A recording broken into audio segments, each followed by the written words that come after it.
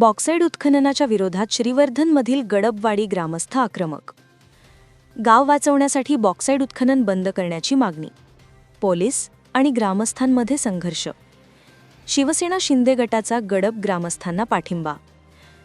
तळ कोकणाप्रमाणे रायगड जिल्ह्यात देखील बॉक्साईड उत्खननाचा प्रश्न पेटण्याच्या मार्गावर असून आज रायगडच्या श्रीवर्धनमध्ये बॉक्साईड उत्खननाविरोधात ग्रामस्थ आक्रमक झाले. श्रीवर्धन तालुक्यातील गडबवाडी गावानगत बॉक्साईडचे उत्खनन सुरू आहे. यामुळे गावातील पाण्याचे स्रोत आटले आहेत. धुळीचे साम्राज्य निर्माण होऊन ग्रामस्थांच्या आरोग्याचा प्रश्न निर्माण झाला आहे. त्याचबरोबर सुरुंगाच्या हादऱ्यानं गिरांना देखील धोका निर्माण झाला आहे. अशा अनेक समस्या मांडत आज गडबवाडी ग्रामस्थांनी उत्खनन ठिकाणी आंदोलन केले. यावेळी आंदोलक ग्रामस्थ आणि पोलीस यांच्यामध्ये संघर्ष निर्माण झाला. काही काळ वातावरणात तणाव निर्माण झाला होता.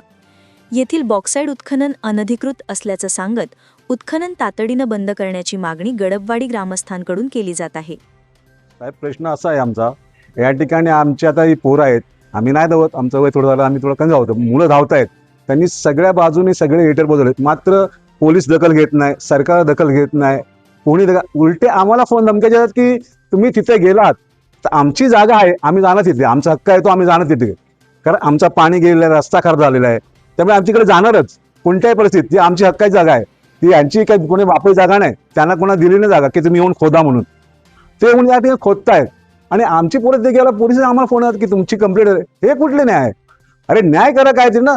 आम्ही गरीब आहोत याचा अर्थ असा नाही. आमच्या नोकऱ्या आहेत, आमची सगळी मंडळी नोकरी सोडून आल्या, प्रत्येक दिवसाचे त्यांचा रोज गेलेला आहे, पण व्याजा पोलीस पण दखल घेत नाही. आम्ही गेलो आमच्यावर कारवाई करतात, म्हणजे आम्ही आमच्या जागेत पण जायचं नाही का? मग हे काम करा ना, गावात संपवून टाका, आम्ही संपतो, विषय संपेल, न्या तुम्ही जमीन.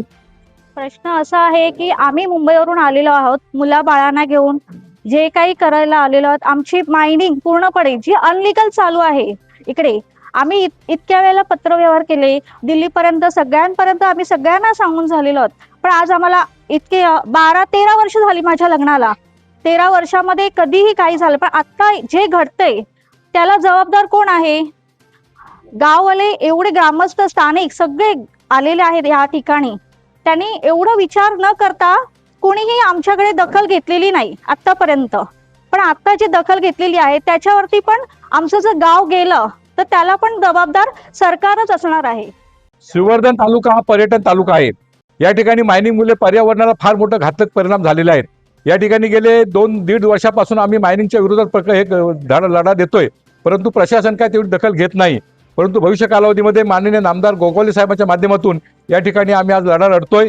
गोगावले साहेबांना सांगितलेलं आहे की या ठिकाणी श्रीवर्धन तालुक्यातील सगळी जनता आपल्या पाठीशी आहे आणि खऱ्या अर्थाने गाव वाचवायचं आहे, या ठिकाणी लोक वाचवायचे आहेत. या ठिकाणी बेकायदेशीर या ठिकाणी गडबवाडीमध्ये 634 गट नंबर आहे. त्या गट नंबरमध्ये कुठली परमिशन नसताना अटी शर्तीचं उल्लंघन करून या ठिकाणी मायनिंग चालू आहे आणि हे मायनिंग चालू असल्यामुळे गावचं पाणी पळालेलं आहे.